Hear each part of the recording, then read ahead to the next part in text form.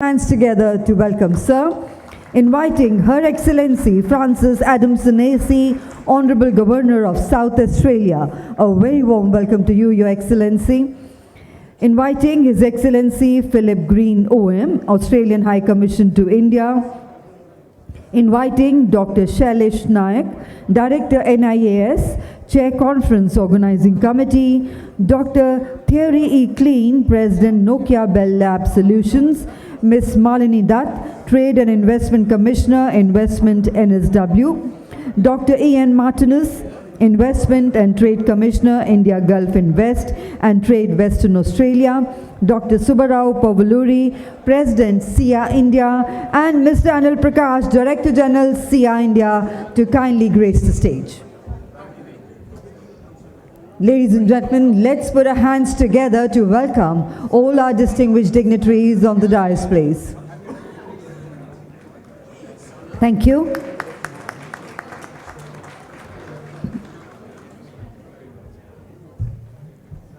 I would request everyone to kindly be seated, all mobile phones kept on to silent mode, and the exit doors to be closed, please. Thank you. Ladies and gentlemen, before we move ahead with the proceedings of India Space Congress 2025, we would like to inform that unfortunately or fortunately, Dr. V. Narayanan, Chairperson ISRO, could not be present here with us today as he had to attend and has been called upon for his duty related to Axion 4 mission.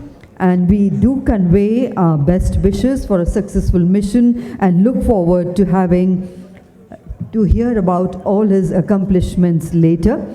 And also, for the benefit of all those present here, we have arranged for a live telecast sharp at 12:01 for the mission which is being conducted. So namaskar and good morning. Our special guests of honor, Dr. Pawan Goenka, Chairman in Space, Her Excellency Francis Adamson AC, Governor of South Australia, His Excellency Philip Green OM, Australian High Commissioner to India, esteemed dignitaries on the dais, our senior government officials and regulatory leaders, distinguished representatives from the international space agencies and diplomats, participating industry executives and innovators, startups, incubators and venture capital firms, academia and research institutions, defense and strategic experts, respected members of the press and media, ladies and gentlemen. It is with immense pride and excitement that we welcome you to the 4th edition of the India Space Congress 2025. A flagship platform to celebrate India's stellar journey in space innovation and global collaboration, organized by Setcom Industry Association India, SIA-India.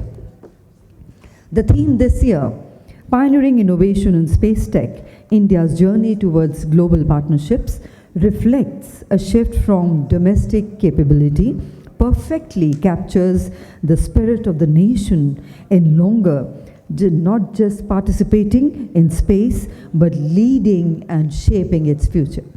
This prestigious Congress, initiated by SIA-India, has since its inception in 2022 evolved from a national dialogue into an international movement. Today, it stands as a powerful confluence of minds from across the globe, bringing together space agency leaders, industry captains, government officials, startups, investors, and academia, all with one shared vision, advancing the future of space through global partnerships. From SATCOM and cybersecurity to quantum tech, biomanufacturing in space, and space-based defense. ISC 2025 is where cutting-edge science meets strategic cooperations. From government to government, discussions to business deals, and from startup pitches to students-led innovations, this Congress is built not just for dialogue, but for delivery. And the momentum is undeniable. With over 10,000 crore rupees allocated to the union budget for deep tech and 500 crore rupees technology adoption fund and a surge of venture capital flowing into the sector, India's space economy is no longer emerging, it is accelerating. From our robust PSLV and LVM-3 launch vehicles to a $14.8 billion SETCOM sector and a thriving satellite manufacturing ecosystem, India is becoming a launch pad for the world. But behind these numbers are the people, dreamers, doers, and disruptors, like all of you here today, shaping the narrative of space from ISRO labs to student classrooms, from global boardrooms to regional innovative hubs. We are proud to highlight that this year's edition also includes over 40 countries represented, special country partners like Western Australia, Norway, Italy, and Hungary, and a record response of a call for papers encouraging young scientists and scholars to bring fresh ideas to the table. ISC 2025 is not just a conference, it is a launch pad for partnerships, policy reforms, capacity building, MOUs, and innovations that will define India's space journey ahead. So once again, ladies and gentlemen, welcome to ISC 2025, where imagination meets innovation, where partnerships become possibilities, and where the future of the space begins today. And today, we are honored to have the august presence of thought leaders and visionaries who are shaping the space frontier.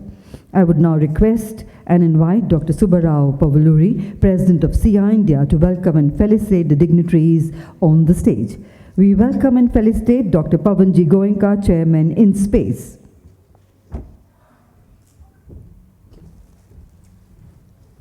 Dr. Subba Pavuluri to kindly do the honors. A very, very warm welcome to you, sir. We welcome and felicitate Her Excellency Francis Adamson AC, the Honourable Governor of South Australia. We are honoured to have you here with us, Your Excellency.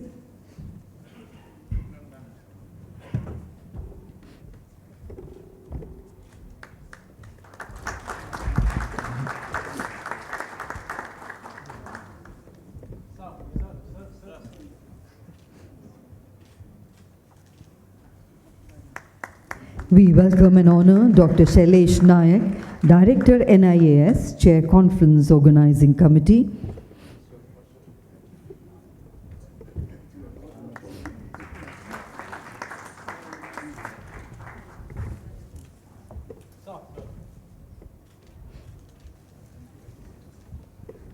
We welcome and honor His Excellency Philip Green, OAM, Australian High Commissioner to India.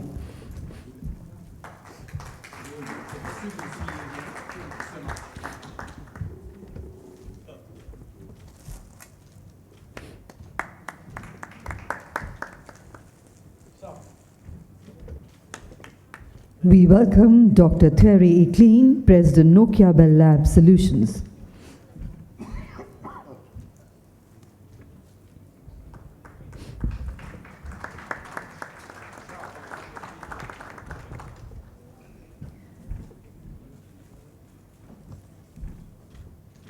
We welcome Dr. Ian Martinus, Investment and Trade Commissioner, India Gulf Invest and Trade, Western Australia.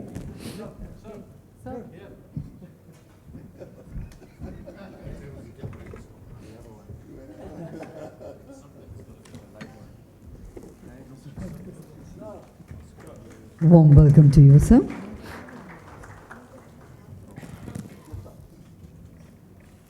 And we also welcome Ms. Malini Dutt, Trade and Investment Commissioner, Investment, NSW.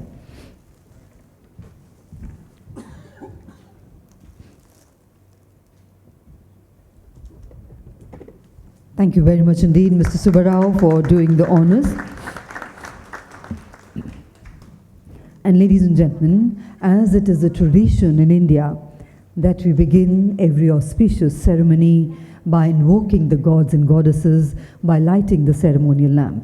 I would now request all our distinguished dignitaries on the dais to kindly do the honors of lighting the ceremonial lamp and formally inaugurating India Space Congress 2025.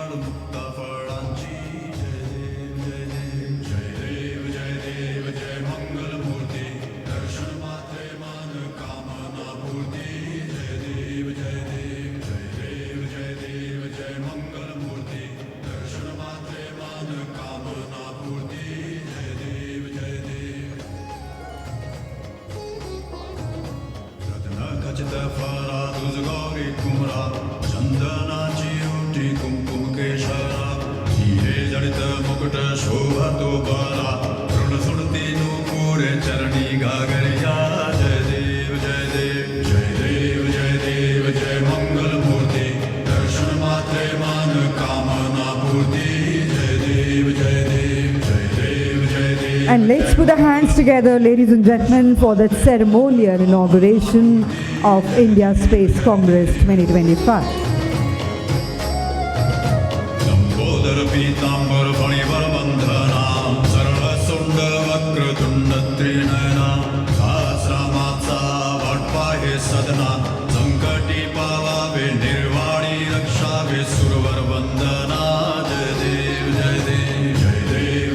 And for the benefit of all our international delegates, it is said that the diya when lit emits light and derives energy.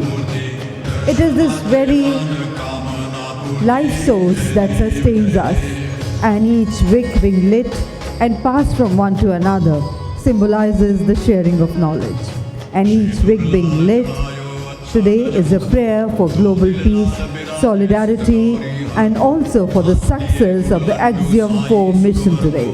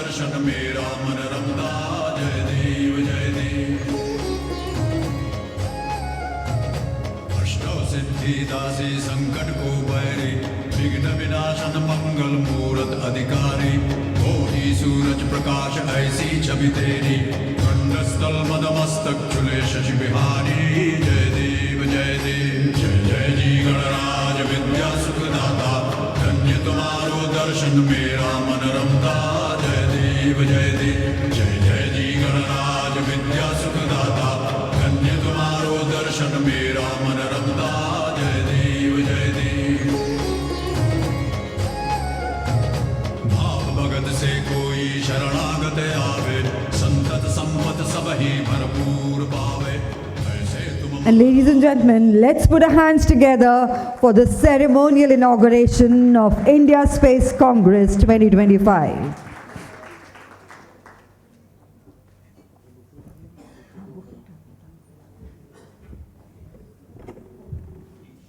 We thank all our dignitaries for doing the honors of inaugurating this very significant event.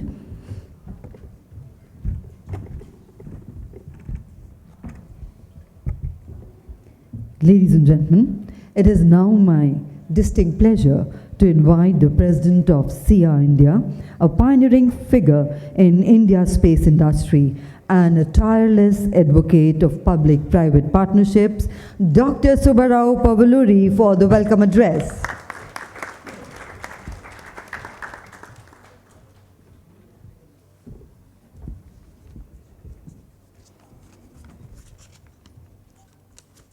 Distinguished personalities on the dais and distinguished participants, namaskar.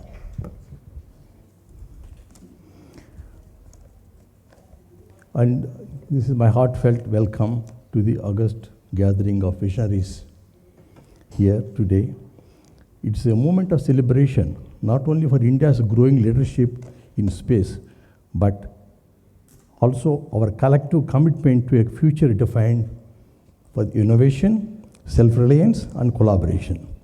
Today, we do more than inauguration of the Indian Space Congress 2025. We reaffirm. So basically, the objective is to reaffirm India's ambition to build not just satellites, but a self-sustaining world-class ecosystem. This spirit is especially meaningful at a time when two historic milestones covering the Indian space program.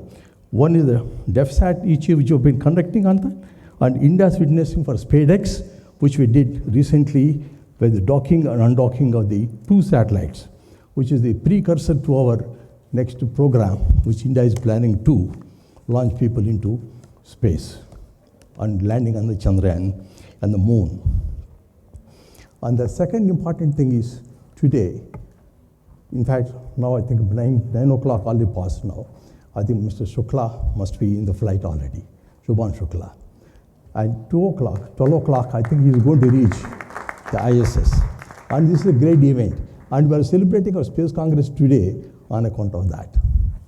Thank you all, and welcome you all for this. Thank you.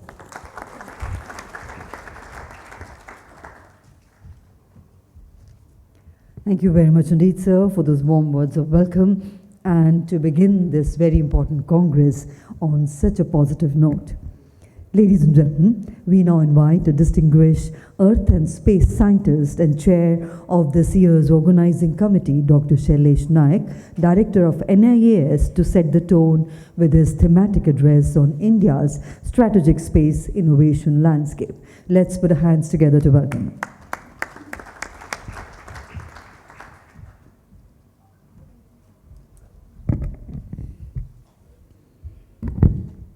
Good morning to everybody, dignitaries on the dais, ladies and gentlemen. I also join Dr. Subba in welcoming you to this India Space Congress, where we are going to mainly discuss about the global partnership. As you know, that the space system today has become a very important component of a very critical infrastructure for communication, Earth observation, and navigation in any country. It provides services right from the weather forecasting to the entertainment and thus supports various industries. It is a major driver for the technology development, economic growth, innovation, and social inclusion. Realizing the importance of the space sector, the Government of India has introduced a series of measures like setting up of InSpace, Dr. Goenka is here today, liberalize FDI policy as well as these new space policy. And after that, many startups have come forward for build satellites, launch vehicles, ground segments, and developing various innovative application. One of the most important things is to assess the demand of satellite-based products and services. As far as communication satellites are concerned, it's quite important from the strategic and security point of view, but also for connecting people.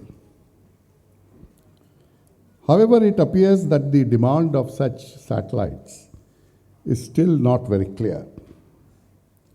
The investment made by the major industries in this, except a couple of them, is not forthcoming. I think there is a very important aspect which we need to deliberate, that what are the issues which can further increase the demand and investment in this sector. The requirement of Earth observation satellites, except for the high resolution data, is mostly from the government sector, maybe from weather forecasting, ocean monitoring, disaster support, agriculture, and many others. Hence, it is necessary to define a national Earth observation system. What I mean is that the government has to come up with what kind of satellites would be required in the next 5 to 10 years, what would be its frequency, what would be the requirement. Except for the Ministry of Earth Science, which already started supporting the satellite, the OceanSat-3, other line ministries are yet to come up. And it is also necessary that SIA should help to define the sensor specification required for specific applications, maybe agriculture or water resources. And this will help the private sector to firm up their plans for the investment in the Earth observation sector. In this regard, I would like to mention that the Defense Space Agency, which has clearly defined the requirement of satellites for next 5 to 10 years. And this led to the ISRO and private sector to team up. And they have invested and they already started delivering the high resolution satellites. So in this way, I think the exact definition of the requirement would be extremely useful. The navigation satellites are currently mostly in defense sector. However, if you really see, the civilian use of navigation satellites is growing exponentially. There should be an assessment of the civilian requirement, as the current deployment of navigation satellite is not adequate. The small satellite market is growing steadily. And one very important thing, a few days back, Dr. Goenka announced the technology transfer from ISRO to HL for the small satellite launch vehicle. And I think this is a very major step. I'm sure that such initiatives should continue. And I think in this case, SIA can play a very important role to define the requirement of the industries and what kind of a technology can be transferred from ISRO to industries. The other major issue, which is of a space debris, which are more than 30,000 objects in space larger than 10 centimeter, and more than 1 million, which is larger than 1 centimeter. And this remains more or less like almost a century before they re-enter and get destructed. So effective monitoring system is also need of the day. And I think the industry can play a very important role in this area as well. The collaboration with the other countries is growing. And the notable is Australia. You can see the presence of all the Australian bigwigs here. And also Japan and Luxembourg. Apart from the collaboration which we have with USA, France, and ESA. But I think we also need to plan a multilateral collaboration to provide services in the field of, especially in education and disaster resilience in the global south. The one example, GSAT-9, which is a communication and meteorological satellite, benefited all countries in the South Asia.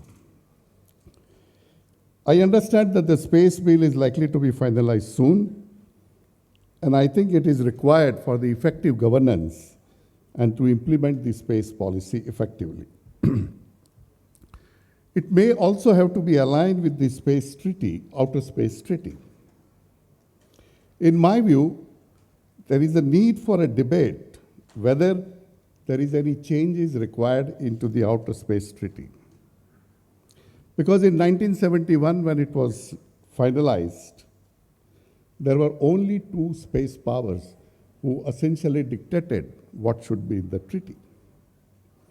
Today, there are many, many spacefaring nations, and the large participation of industries in this sector, and the geopolitical situation also is drastically changed. So I think to have the views of all stakeholders is very much critical. I'm sure that the Indian industry will play a very greater role in the global space sector. so that the target of achieving 8 to 10% of volume of global space market can be achieved. We need to focus on technology development, innovation, collaboration, and investment.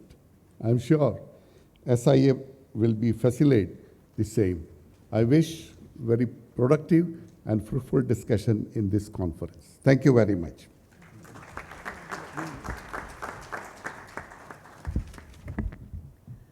Thank you very much indeed, sir, for that thematic address and for setting the tone for discussions over the next 3 days of India Space Congress. Ladies and gentlemen, we are now honored to hear from a global voice in innovation, Dr. Thierry Klein, who is the president of Nokia Bell Lab Solutions. Dr. Klein leads global multidisciplinary teams during fundamental and applied research into emerging technologies with a focus on enterprise industrial automation, public safety, and even space communications. Notably, he also serves as the CTO for Nokia Space Communication Solutions, spearheading the deployment of the first ever cellular network on the moon during the IM-2 mission in March 2025, a remarkable feat of innovation and exploration. An IEEE Fellow and a recipient of several prestigious awards, including the Bell Labs President Award and IEEE Industrial Innovation Award, Dr. Klein holds multiple patents and advanced degrees from France and MIT. So ladies and gentlemen, please join me in extending a warm welcome to Dr. Thierry Klein.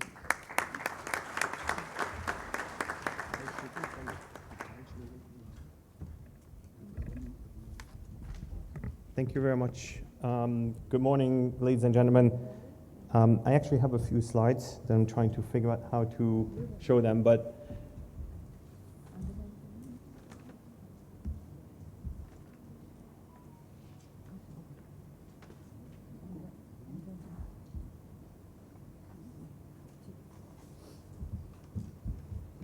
you can use also. okay. All right. Now that we got technology on Earth figured out, we can talk about technology in space. It's a true honor and a pleasure to be here with you today. I want to share with you a little bit what our vision is for communication in space, and then, as mentioned in the introduction, we have recently deployed the first cellular network on the moon, so I want to share that a little bit with you, what that actually means for us.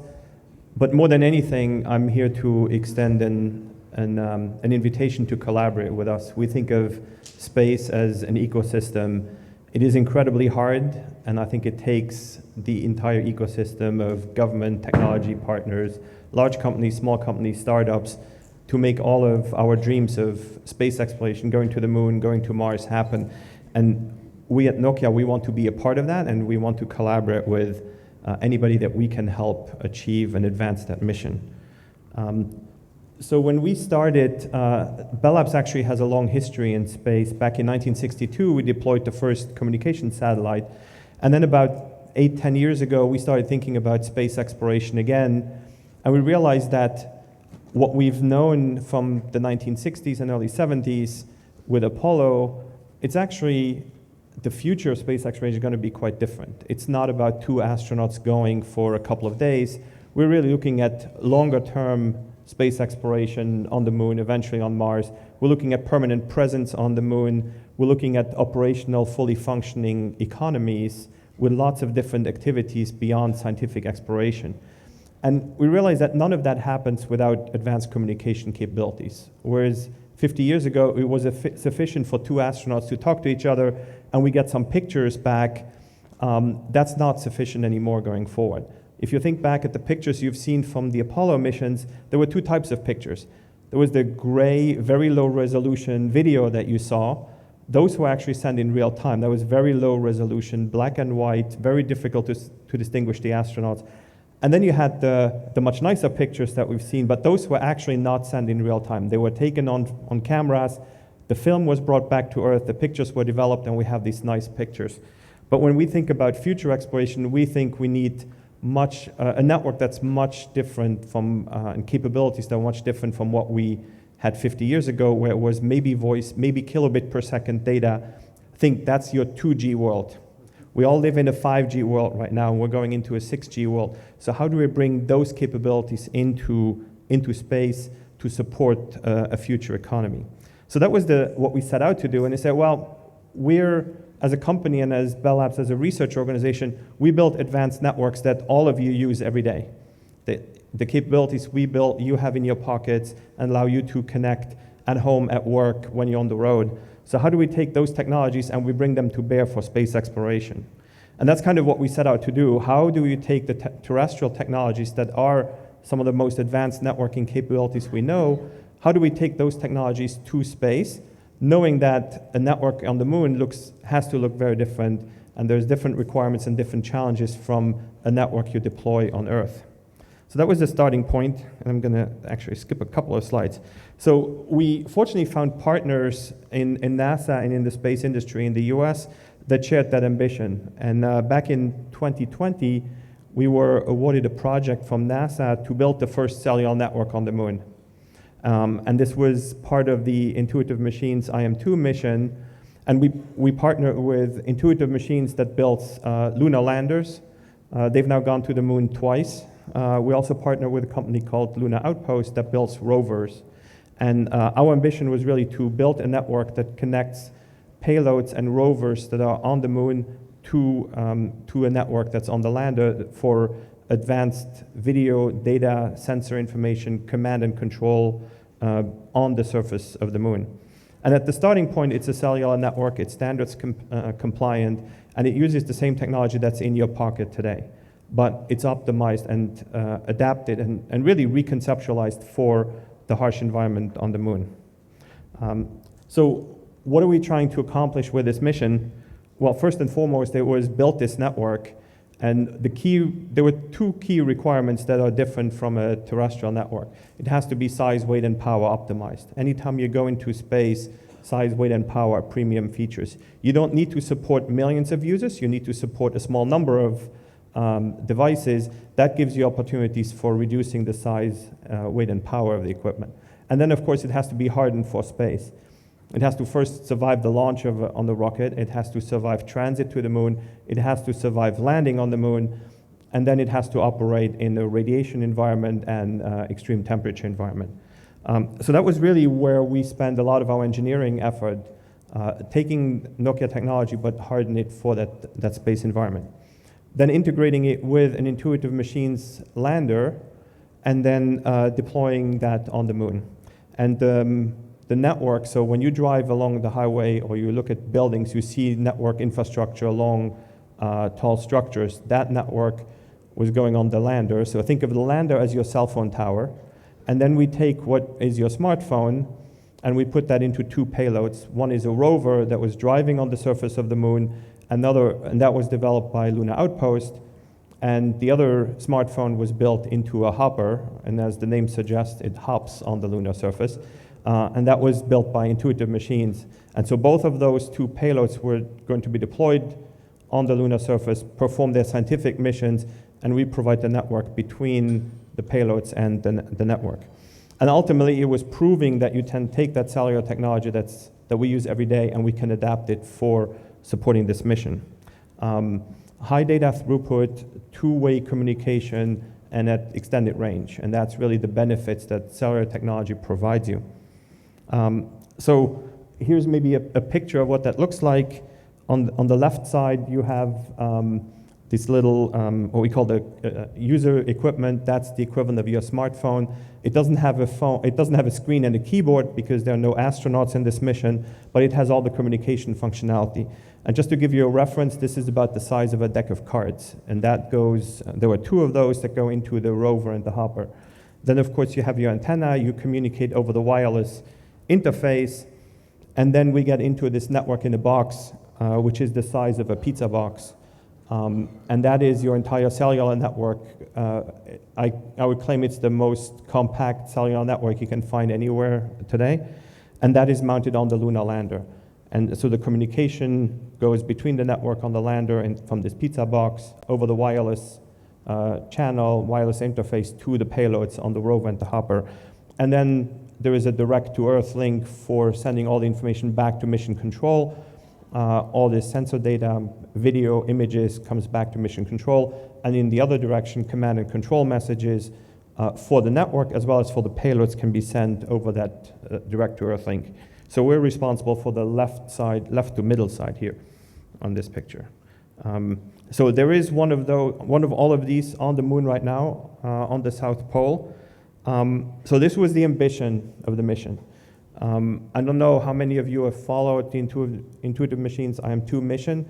It launched end of February out of Florida, landed on the moon on March 6th, and then, as all of you in the space industry know, space is hard and things don't always go according to plan. So this is what happened on a few pictures here.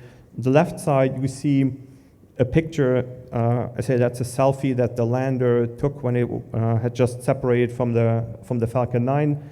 In the blue circle, you see the Nokia equipment. The middle picture is about a week later when it was in lunar orbit. Again, the Nokia equipment is that gray box that you see in the circle. And then after 39 orbits, the Intuitive Machines lander attempted to land on the lunar surface, but tipped over and ended up on the side in a crater, and that's the picture on the right side. That created a number of challenges because power became very limited. The solar panels were not exposed, so power consumption became a real challenge for the mission, and the mission was ultimately cut short after less than a day. But the good news for us was we were given power for a very short period, 25 minutes only, and during those 25 minutes we could operate the network. And so we were lucky that the way it landed, the network was on the top panel, so it was still exposed. It stayed warm. We had some power, and it stayed warm because it was on the exposed side, not in the shaded side on the crater. So we could operate the network successfully. We couldn't achieve all the objectives. The rover and the hopper were not deployed by the lander, so they didn't explore on the surface, and we couldn't extend that long-range communication link, but we have clear evidence from our telemetry and command and control messages we sent to the network that this network was fully operational on the lunar surface. So I claim that in space everything is hard. There are no failures. Anytime you learn, it's a success. So this is a small, medium success. It's not the full success, but we have demonstrated that we can build these networks and we can deploy and operate them on the moon. So then the question is, where do we go from here? We also announced about a year ago that we have a second mission with NASA and a company called Axiom Space. They're a company out of Houston, Texas, and they built the spacesuits for the Artemis astronauts when they go back on the surface of the moon. And so we partner with them now to put cellular technology into the spacesuit. And it will look very similar to what you see on the previous mission. The smartphone equivalent will be put into the spacesuit, will allow transmission of voice from the astronauts to mission control between the astronauts, will also transmit high-definition video from the helmet-mounted cameras that the astronauts have, as well as any biometric data and so forth. So very similar to what we did on the IM2 mission, but now, of course, an extra level of challenge because we're adding voice communication to it, and we're now talking about humans on the surface, not just robotic assets. And so this will be demonstrated as part of the Artemis 3 mission, which is scheduled for, I think, no sooner than mid-27 is the current timeframe. So very excited about that. And I will just pause here with the last slide that I would say communication, we believe, is really critical for future space exploration in general, whether it's Earth orbit, whether it's on the lunar surface, whether it's in lunar orbit, or whether it's going to Mars. We know how to build communication networks, but we're learning how to build communication networks for the harsh environments in space. And we are just really excited about the opportunities to advance the space exploration, and really excited to partner with any of you that are interested, that have a need for communication capabilities. As I said at the beginning, we believe this is an ecosystem and collaboration is key. It's hard enough if you're trying to do it as a team. It's impossible to do it when you're trying to do it alone. So we just want to collaborate and support anybody that has needs for communication capabilities. And with that, I stop here. Thank you very much. And wish you a great 3 days at the Congress. Thank you.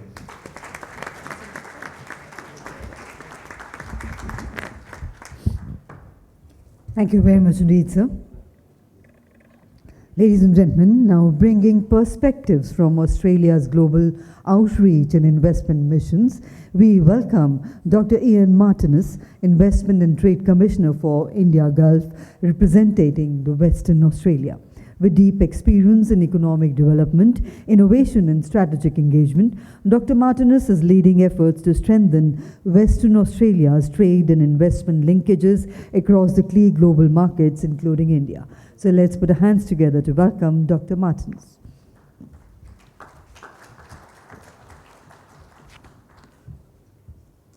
Thank you and good morning all. It's certainly an honor to be here, and I just reflected on my days with SAIC and Bell Core and the CDMA days and Packet over Sonnet networks. So I was in the finance area, thank goodness, because I had no idea what the scientists were talking about.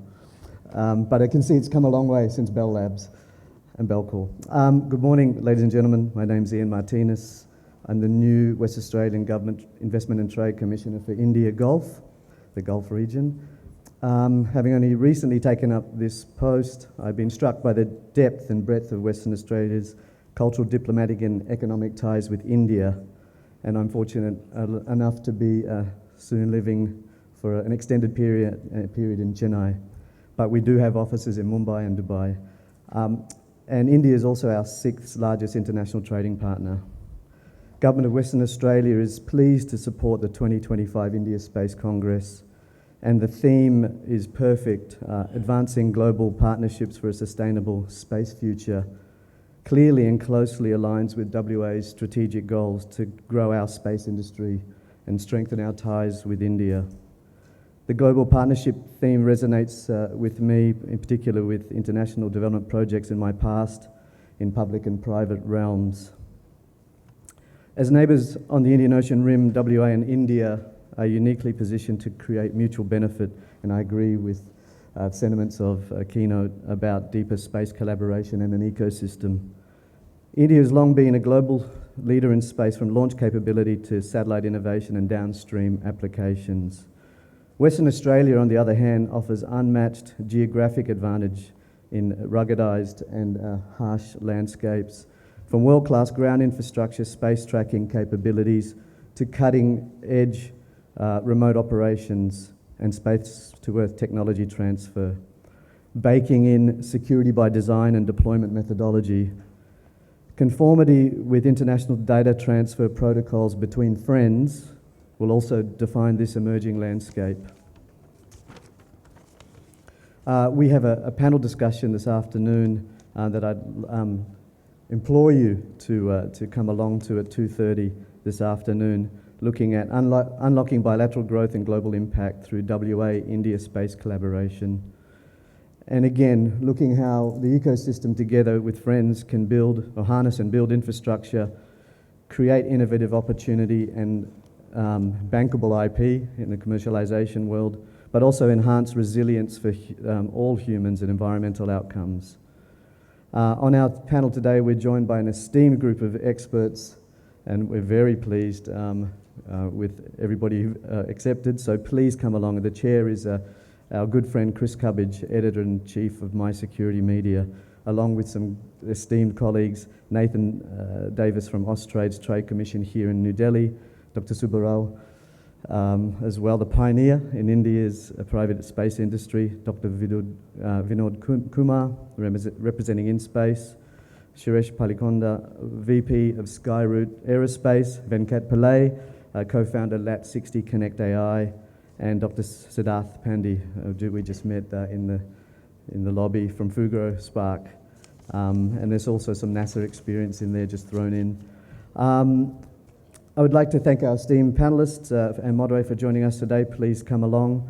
And finally, I'd also like to acknowledge the other great states of Western Australia, I wish, who have willingly shared their insights, background knowledge and connections as part of the Team Australia approach to partnership building within tech and wider industry in India.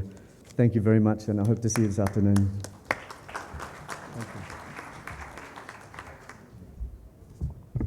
And now, ladies and gentlemen, I would like to invite Ms. Malini Dutt, Trade and Investment Commissioner, Investment NSW. Ms. Dutt has played a key role in advancing strategic collaborations between New South Wales and South Asia. Her work spans innovation, ecosystems, clean energy, and future skills, area of immense relevance to both our regions. So let's welcome Ms. Malini Dutt. Good morning, everyone, and very excited to be here. I came here to make a special announcement, but I'm even more excited that every second person on the dais is representing Australian government at the federal or the state level. And so after West Australia, we go to the east. So I represent New South Wales, Sydney. And the big announcement I wanted to make is 3 months from now, we have a very special and a big event called the International Astronomical Congress, for which I would like to invite you. It's an effort by the New South Wales government and the Space Industry Association of Australia, SIA. So I see a lot of international dignitaries in the room. Do come, and I'm looking at InSpace and SIA. Hopefully you'll put together an Indian delegation. So this is going to be the 76th edition of IAC. And it's only 7% times that, this IACs happened in the Southern Hemisphere. So it's an excellent opportunity to look at what the Indo-Pacific region has to offer and also the Australian companies have to offer. So an invitation, but aside of, inviting you to IAC, where of course you'll be meeting a lot of industry players, not just the space industry, but also the mining, oil and gas, agribusiness. I hear there's going to be infrastructure, smart cities, AI, cyber, digital health, fintech industries. I also wanted to talk a little bit about what the New South Wales region, which we call the economic powerhouse of Australia, can offer you. So we represent about 1/3 of Australia's GDP, and we call ourselves the space gateway to Australia. I'm sure colleagues here, from South Australia and Western Australia would argue, but we have about 41% of the Australia's space companies, and the commercial activities outstrip the government-funded program. So I think that's how advanced the industry is as of now. As far as what we can offer to international partners, there's really 3-4 things. The first among them is technology collaborations, so technology transfers, technology supply opportunities. And the spectrum is really vast, from upstream, downstream to ground infrastructure. So you think of things like advanced manufacturing, instrumentation, robotics, R&D, space communications, space medicine, biosciences. It's all there in New South Wales. The second thing we look at is, if you're looking at co-development, innovation and R&D, Australia is an excellent space and New South Wales is a great hub to start. Recently, we've been hearing a lot about black box. Black box was invented in Australia and in New South Wales. So if you're looking at resolving complex problems, I think, IAC would be a good start, and using that, explore the New South Wales ecosystem. We have about 8 New South Wales universities which are very heavily focused on space research.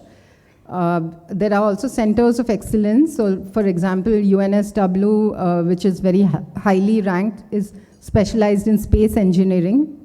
But we also have Macquarie University that houses the Center of Australian Astronomical Optics. As far as education and skilling is concerned, recently I'm reading a lot of posts made by InSpace on some of the skilling initiatives that you're undertaking. And that is another opportunity where you can look at partnering with some of the New South Wales institutes to look at skilling. In fact, we're having some good conversations with Indian universities at this point as far as internships, exchanges, teacher training, etc. is concerned. So that is another good area you can look at. The fourth area would be around the infrastructure that is available. So we have space machines represented by the CEO, Rajat Kulshrestha here. They are housed at what is called as the UTS Tech Labs. It's a very research-intensive university, but there's also opportunities to look at setting up there. There's also co-working spaces like Cicada Innovations, which houses the National Space Industries Hub in Australia. We also have many other facilities where you can come and set up. New South Wales government has invested in the international landing pad a special approach for international companies to access the Australian market. So I would like to go on, but I will stop there. Like my colleague Dr. Ian mentioned about his panel session, we would love to share more tomorrow during our panel session, which happens between 11 to 12. So please do come. We also have a very good group of speakers who will very well represent and better represent, what I just spoke about. So just to remind you again before I leave, do come for IAC in Sydney. And do look at Australia as a place where you can solve your complex problems, leverage the ecosystem, and also access supply chains through special arrangements like AUKUS and Quad. Thank you so much. Thank you, Ms. Dutt. Ladies and gentlemen, our special guest of honor from Australia, who is a distinguished diplomat with over 3 decades of global service, His Excellency Philip Green, OAM, Australian High Commissioner to India, has represented Australia across 4 continents, and in Germany, Singapore, South Africa, and Kenya. And we are privileged to have him with us today, sharing this dais. And once again, we welcome you, sir. So, ladies and gentlemen, as we continue to delve into the intersection of policy innovation and international collaboration, it is now time for a very special segment. And it is my honor to welcome a distinguished leader whose career has been defined by diplomacy, vision, and public service. Her Excellency Frances Adamson AC, the Governor of South Australia, brings with her decades of experience in shaping Australia's foreign policy and fostering international relations. A former Secretary of the Department of Foreign Affairs and Trade and Australia's first female ambassador to China, Her Excellency has played a pivotal role in advancing Australia's global engagement. As the Honourable Governor of South Australia, she continues to champion the values of cooperation, equity, and progressive leadership. We are privileged to have her with us today. And ladies and gentlemen, please join me in welcoming Her Excellency for the special address. Excuse me, can you put that? Yes. Is that all right? Certainly put it down. Right, thank you. Just easier now. Good morning, everyone. Namaste. Let me also acknowledge my distinguished fellow panelists on the dais. I'm very pleased to have the opportunity to address you all, policymakers, diplomats, and industry leaders, at this, the 2025 Indian Space Congress. For India, as we've heard, it's a particularly propitious moment as we eagerly await confirmed launch of the Axiom Mission 4 journey to the International Space Station. And I know ISRO astronaut Group Captain Shukla has already been mentioned. He's going to pilot the AX-4, and in doing so will be India's first astronaut to visit the International Space Station and India's second astronaut to go to space. The AX-4 mission stands as a beacon of opportunity for India, Poland, and Hungary, each poised to advance their national space programs. But more than anything else, it's a powerful reminder of how far the Indian space program has come and what a key role your country now plays in global partnerships. South Australia, of which I have the honour to be governor, is a state with 1 or 2 claims to fame. I'm sure many of you know the beautiful Adelaide Oval, one of Australia's great cricket grounds, and the state was home to a cricketer widely regarded, and I say this with some caution in India, as the greatest batsman of all time, Sir Donald Bradman.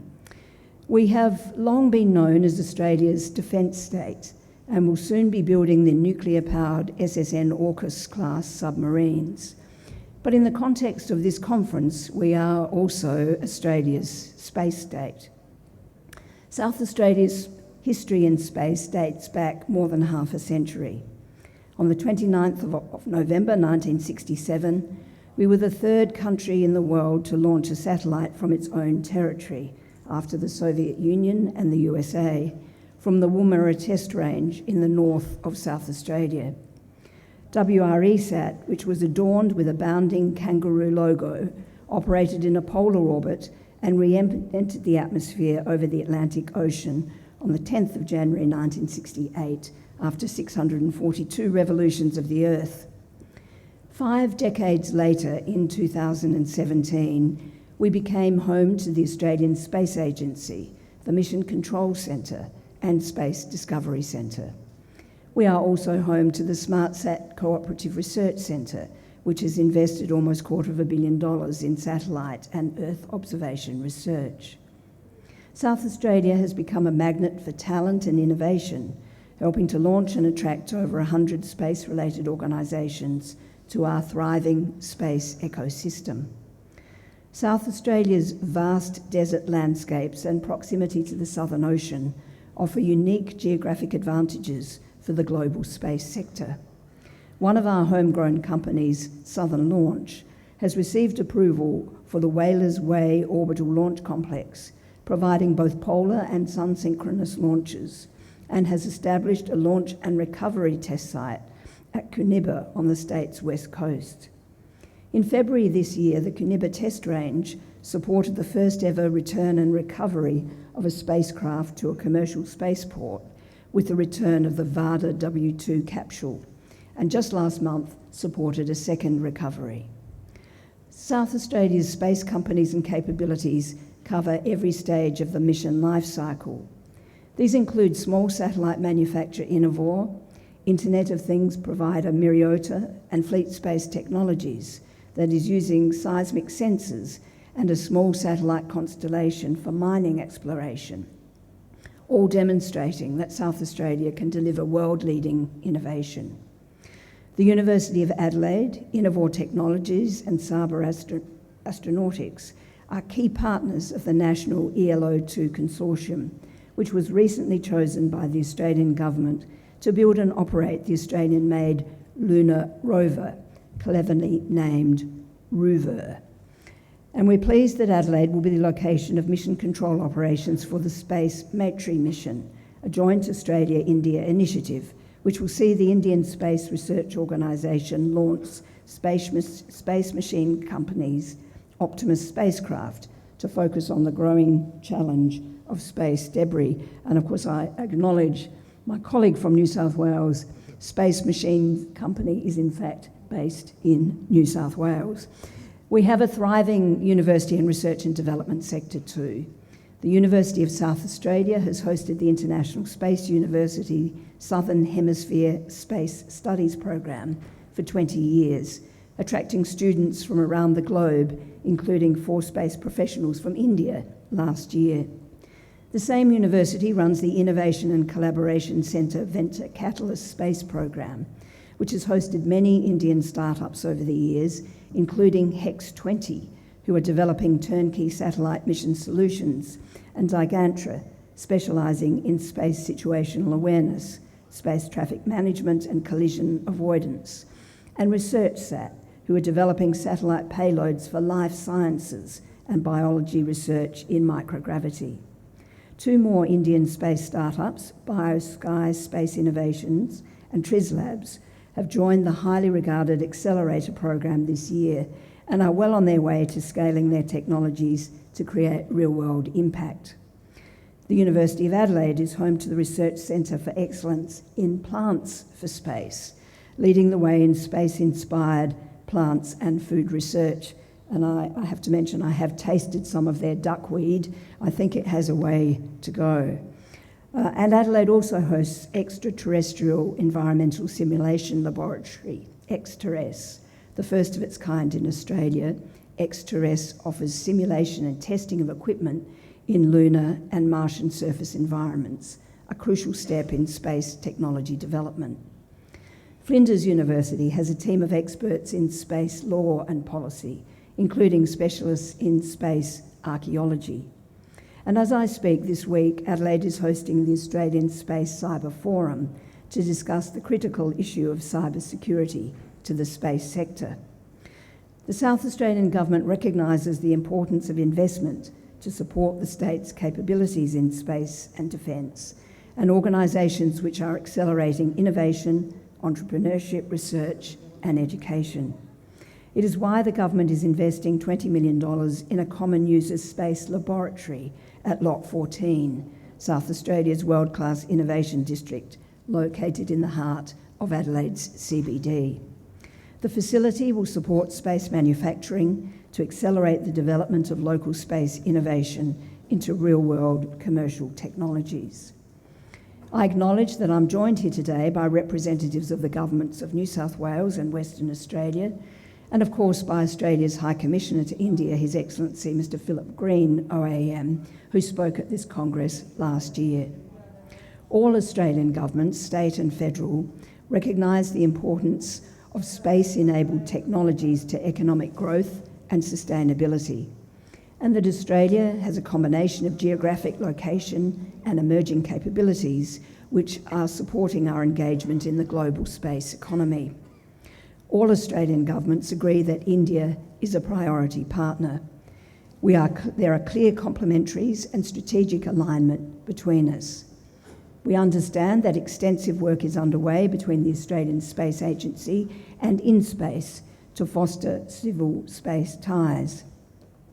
As Team Australia, we're proud to welcome delegates to the International Astronautical Congress in Sydney, as we've heard, this September, an event previously held in Adelaide, South Australia in 2017, and we do hope that those who visit Sydney for the Congress will also come to Adelaide. You would be most welcome. We see it as an opportunity to showcase the space achievements and activities of the Indo-Pacific. India will be key to this, and we welcome all of you to join us. Everyone here today, every scientist, engineer, policymaker, civil servant, matters in the advancement of our collective space objectives. Through scientific discovery, technological innovation, and expanding space-based applications for societal needs, you each have a role to play. Australia is proud to partner with leading space nations such as India to address challenges and overcome common barriers, and South Australia wants to be at the heart of these collaborations. Gathered here today, I can see the many sparks which will ignite our future. I wish you all a productive and enjoyable conference. Long may we continue to strengthen our relationships and propel forward into the next space frontier of deeper collaborations and developments for the benefit of all. Thank you.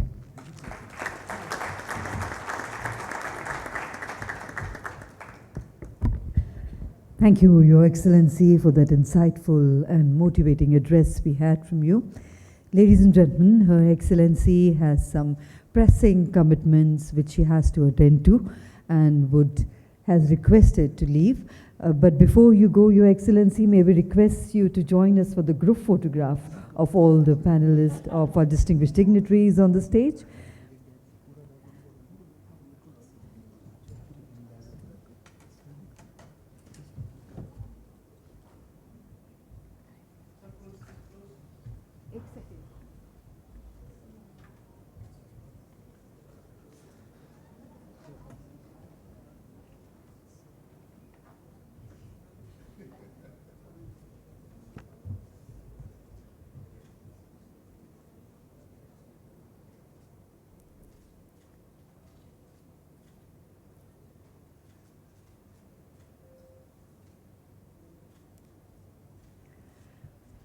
Thank you very much indeed, Your Excellency. Ladies and gentlemen, let's put our hands together to thank Her Excellency for sparing her valuable time and for all the motivating words she shared with us.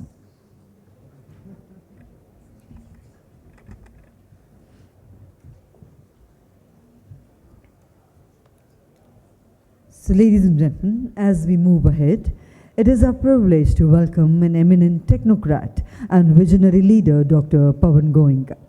Dr. Goenka currently serves as the chairperson of the Indian National Space Promotion and Authorization Centre in Space, an autonomous agency under the Department of Space, Government of India. InSpace plays a pivotal role in facilitating and regulating the participation of private players in India's space sector, a mission that Dr. Goenka is leading with strategic foresight and dedication. A mechanical engineer by training, Dr. Goenka holds a BTech degree from IIT Kanpur, followed by a PhD from Cornell University, USA. Over the years, has chaired several key national committees and industry bodies, including the Society of Indian Automotive Manufacturers, Siam and the Board of Governance at IIT Madras. He is also a fellow of the Indian National Academy of Engineering. Dr. Goenka is the chairperson of the steering committee for advancing local value add and export scale, an initiative under the Ministry of Commerce and Industry. Dr. Goenka also serves as an independent director on the board of Sun Pharmaceutical Industries Limited and Bosch Limited. With a rare blend of engineering excellence, corporate leadership, and public policy vision, Dr. Pawan Goenka continues to be the forefront of India's journey in innovation, space exploration, and industrial growth. So, ladies and gentlemen, please join me in extending a warm welcome to Dr. Pawan Goenka.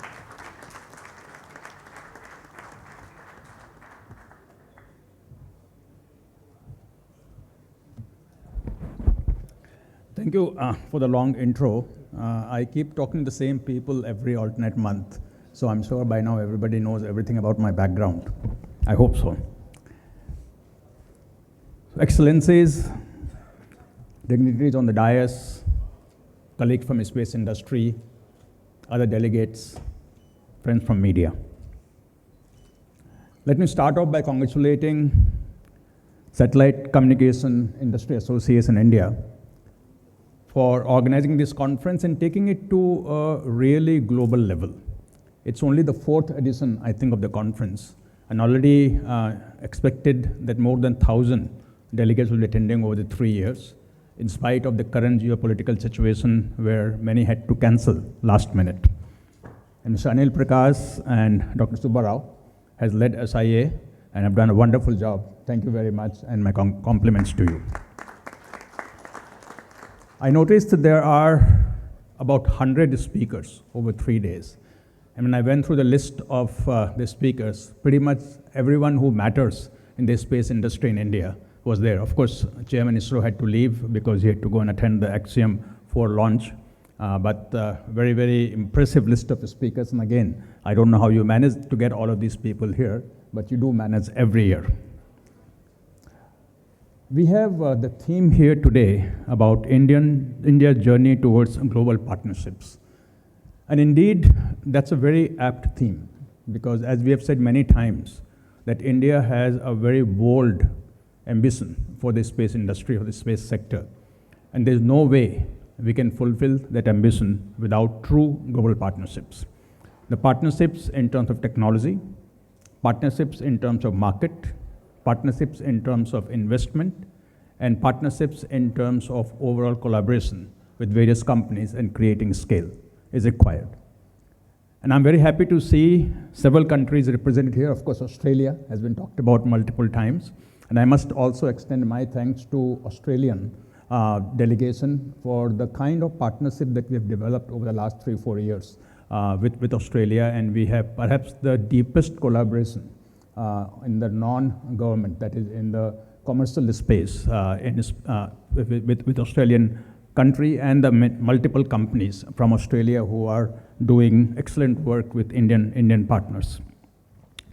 And to your point about IAC, let me tell you, Mr. Dutt, that I think we are going to have the largest delegation from India traveling overseas ever for this IAC conference in Sydney.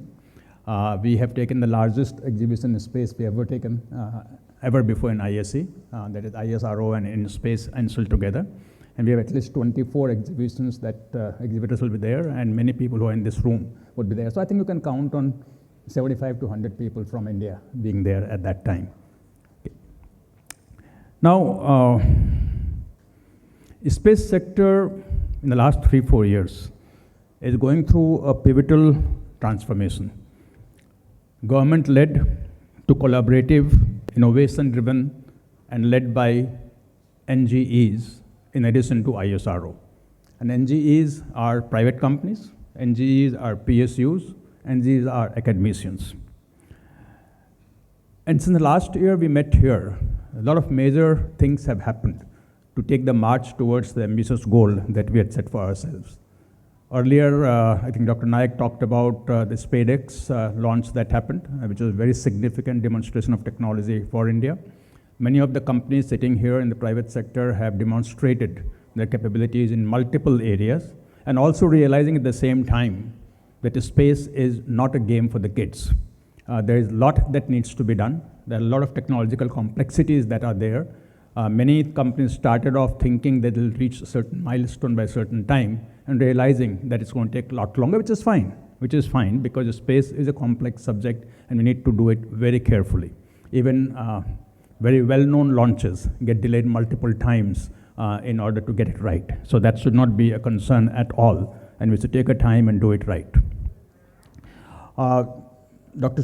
Nayak talked about the SSLV technology transfer that was announced just 2-3 days ago. And this was a very major first step that we have put forward to kind of demonstrate that government is putting its money where its mouth is, so to say.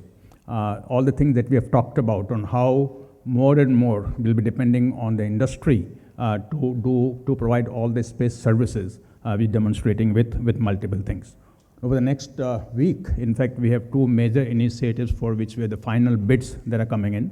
The Earth Observation Constellation, the bid is due sometime middle of next week, and the Satellite as a Service, which again the bid is due sometime towards the end of next week. And these 2 initiatives, once again, will allow the private sector to come in to space with the help of the government, not just financially, but otherwise also to demonstrate what they can do. Now, as we look at our $44 billion dream, I shouldn't call it dream, aspiration. It's not a dream. It will happen. As we look at our $44 billion aspiration, still $14 billion, 1/3 almost, comes from communication. And this is Satellite Communication Association, though we now do everything, but this is Satellite Communication Association. So we should be very happy that communication will remain the torchbearer as we grow the space economy. And over the last year, a lot of the uncertainties, regulatory uncertainties, spectrum assignments have all been taken care of by TRAI and DOT. Other regulatory sort of issues that have been talked about by the industry are all coming towards resolution. We have given 3 licenses for LEO satellite constellation for communication already. And I'm hoping that with all of these things, the digital divide that India has will be taken care of, and India will be able to take communication in every nook and corner at affordable rate fairly quickly. Now, I want to spend my time, rest of my time, to talk about takeaways from industry consultation or industry dialogue that we had in space 2 weeks ago. And SIA played a very important role in that, in helping us to organize it along with other associations that are in space and otherwise.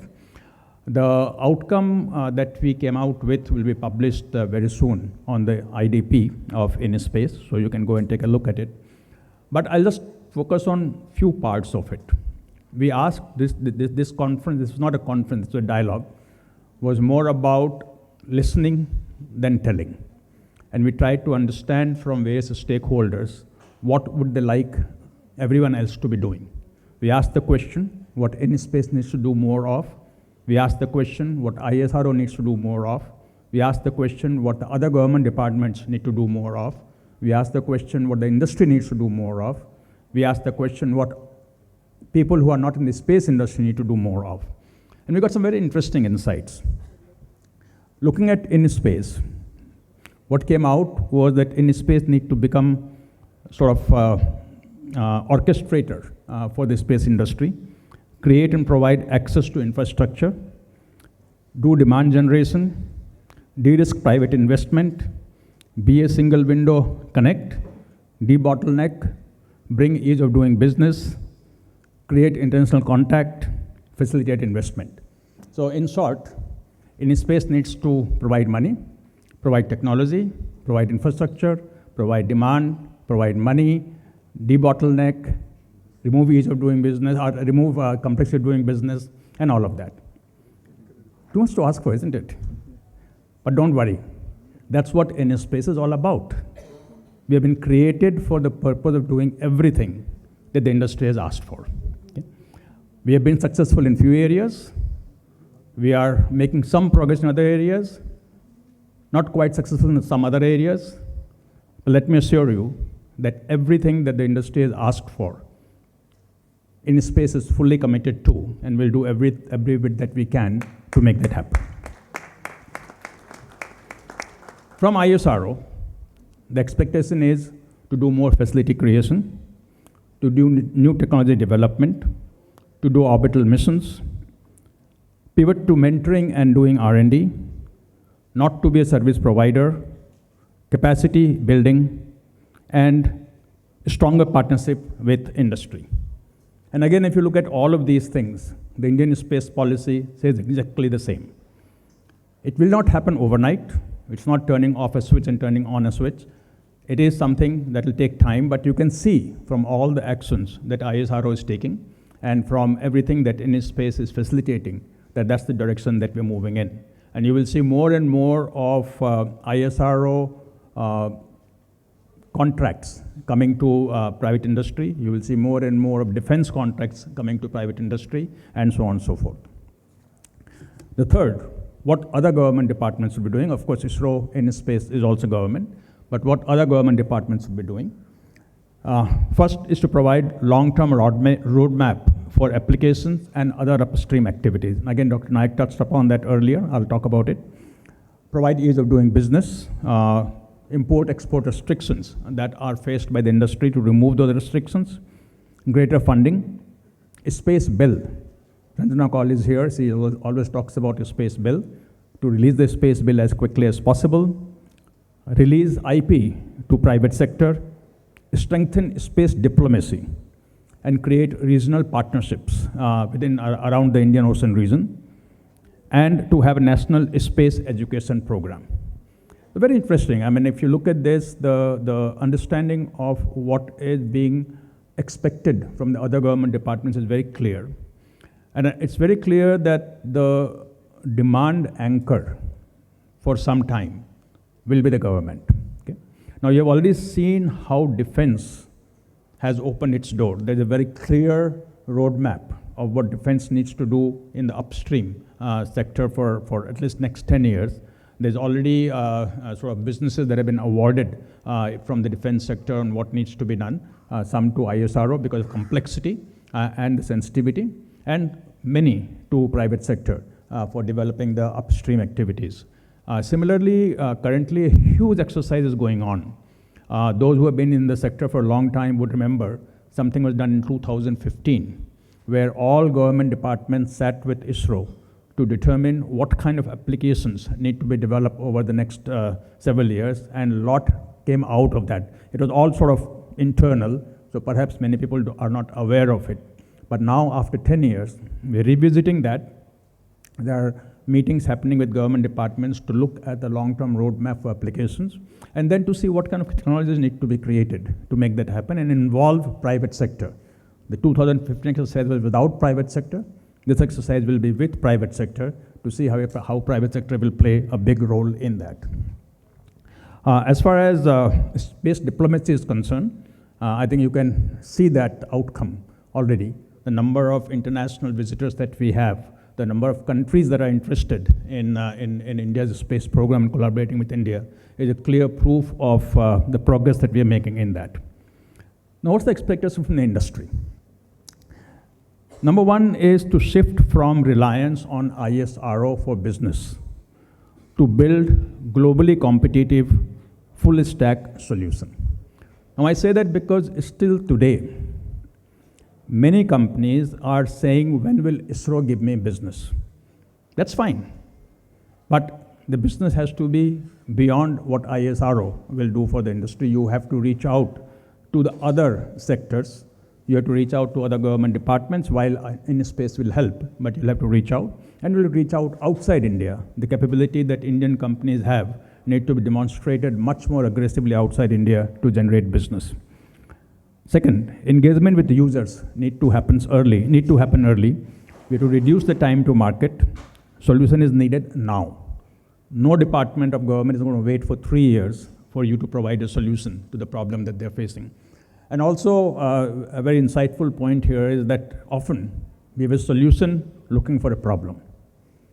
We have to have a problem looking for a solution, and not the other way around. Third is to innovate with speed, scale, and accountability, and move away from the build to print mentality to designing yourself, to innovating yourself. I think many of the newer companies are doing that. Some of the older companies still are in build-to-print mode, which they have to move out of. And I think space associations like SIA have very, very important role to play in bringing it all together. We have SIA, ISPA, which are space-focused. We have CIA and FICI, which are more general.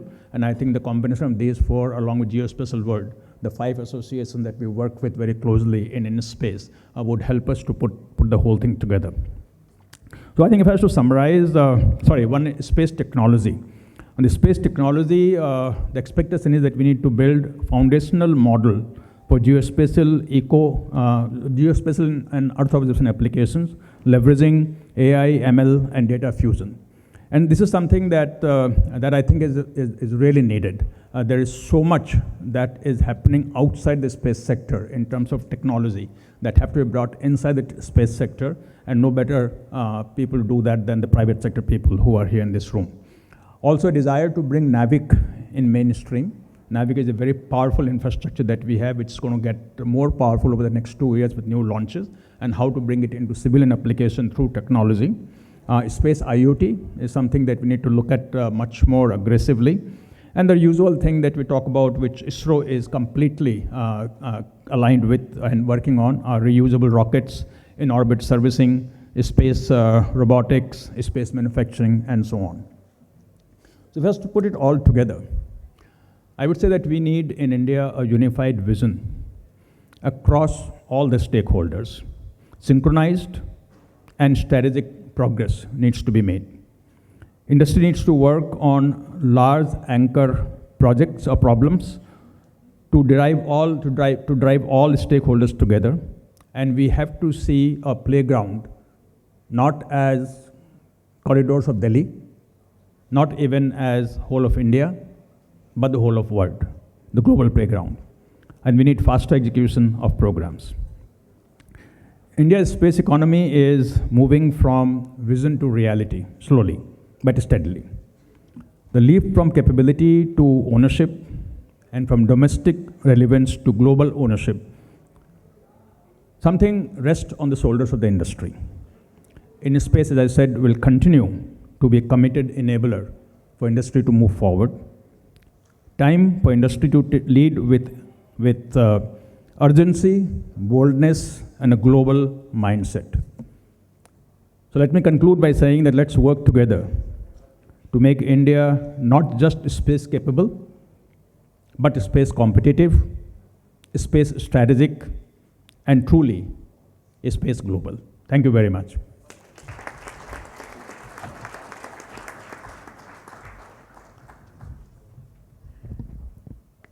Thank you very much indeed, sir, for that impactful and insightful and motivating address we had from you. And ladies and gentlemen, we are now pleased to witness a moment of strategic significance, the formal exchange of Memorandum of Understanding between the SATCOM Industry Association of India and the International Institute of Space Law, IISL. For the MoU exchange, I would also like to invite on stage Professor Dr. Kai Ushro, President IISL, and Dr. Ranjana Kaul. Ladies and gentlemen, this MoU marks a vital step in fostering collaborative efforts in the field of space policy and legal research, facilitating knowledge exchange and cooperation on the international space law development. I would request our representatives of SIA-India and NIAS to kindly proceed to the stage for the ceremonial exchange.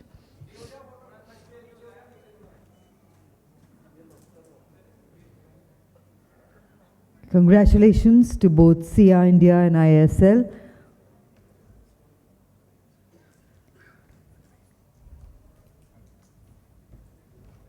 Ladies and gentlemen, we also take this opportunity to launch the PRISM report, which is a key insight into India's space innovation momentum. And I would request our dignitaries to kindly do the honors of releasing and launching the report.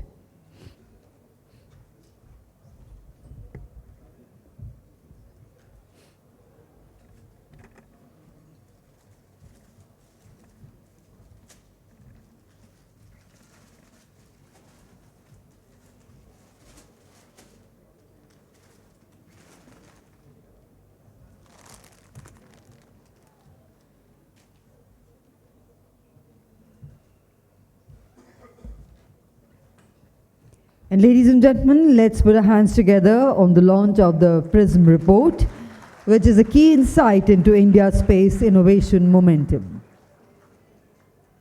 We thank our dignitaries for doing the honors of launching the report. And now, to formally conclude this remarkable inaugural session, I have the privilege to invite Mr. Anil Prakash, Director General SIA-India, to kindly propose the vote of thanks. Thank you, Saplaji.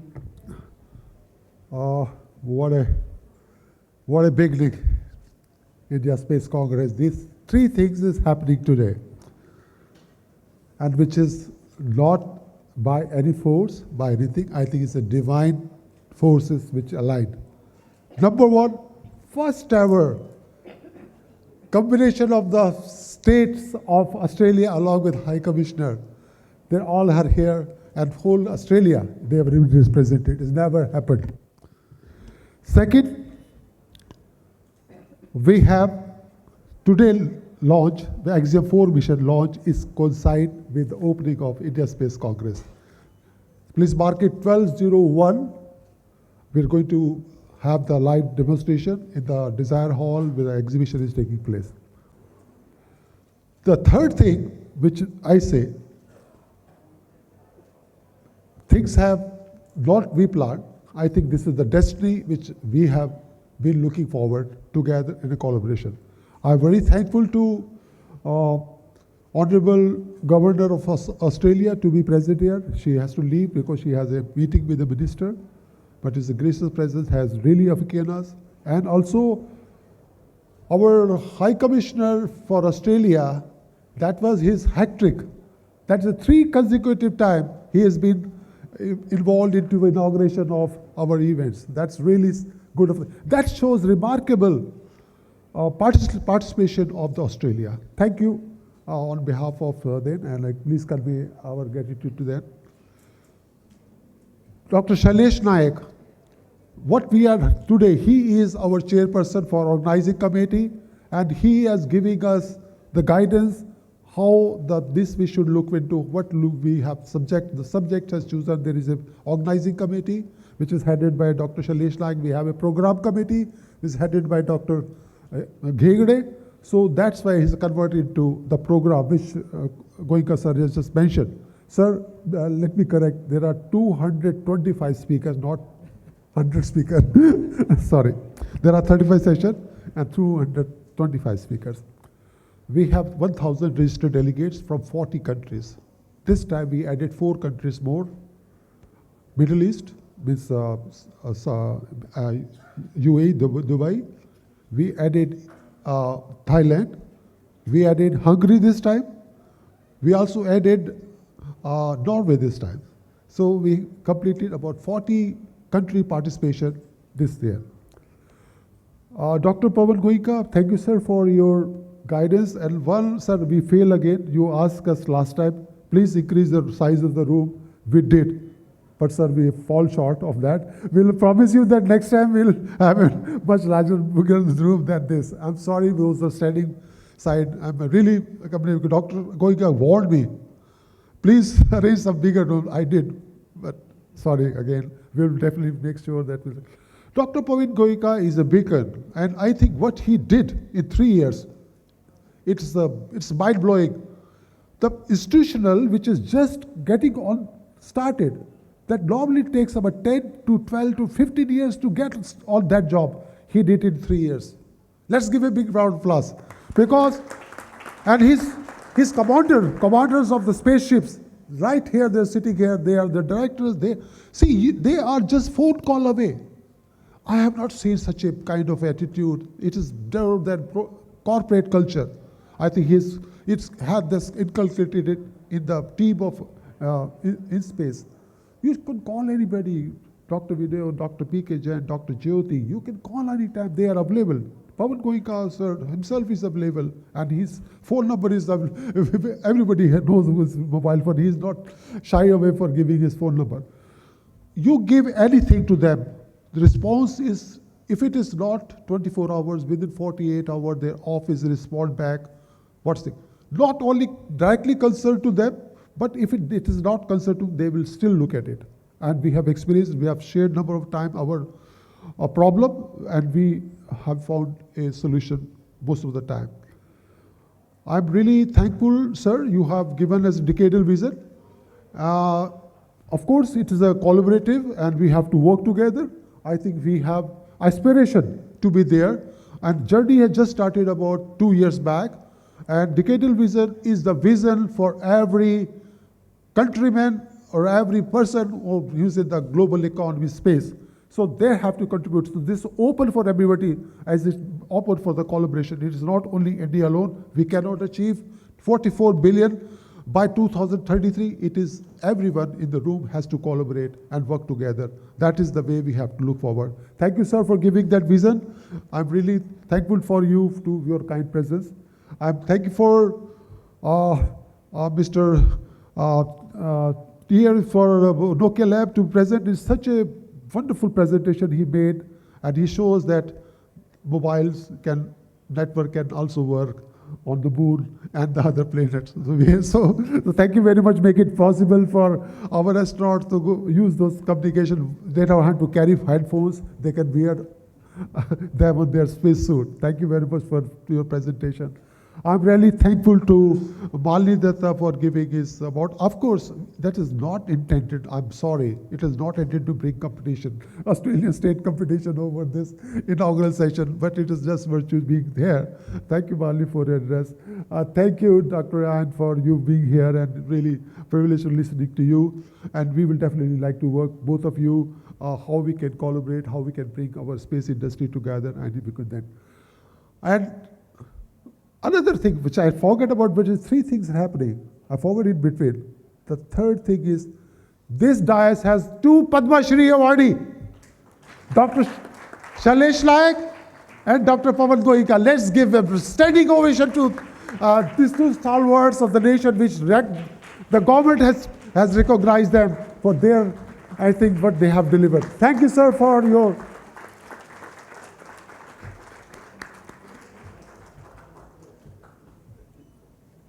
Not but least, our president, Dr. Subba Pavuluri.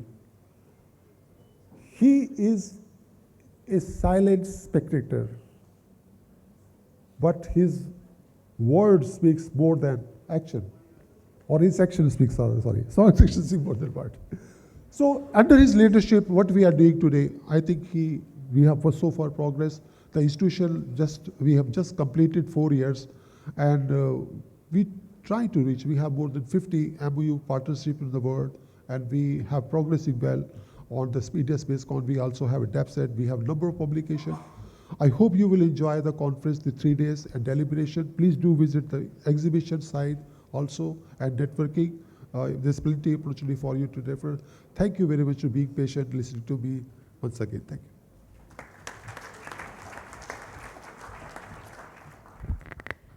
Thank you very much indeed.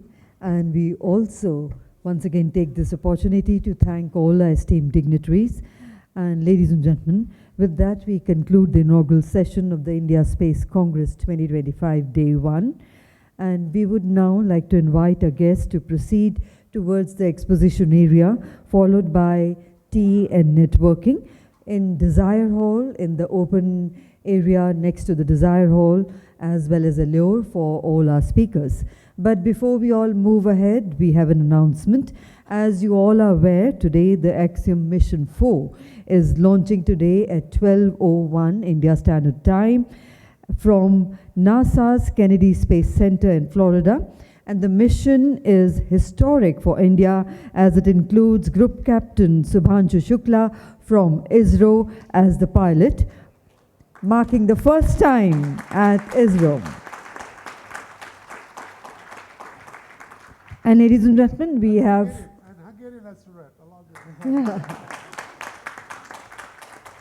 And ladies and gentlemen, for benefit of all our guests, delegates, participants present here, a live telecast of the same has been organized, arranged at Desire Hall. So while you're having or sipping your hot cup of tea and coffee, you can enjoy the live telecast of Axiom 4 mission being launched. So please join us in Desire Hall for at the exposition area also, and also for the live telecast, and a cup of tea and coffee. And the next session will commence from 12:30? Yeah, from 12 o'clock. 12:15, and we would request everyone to kindly be seated back in time. We will be dividing our halls into 3 parts.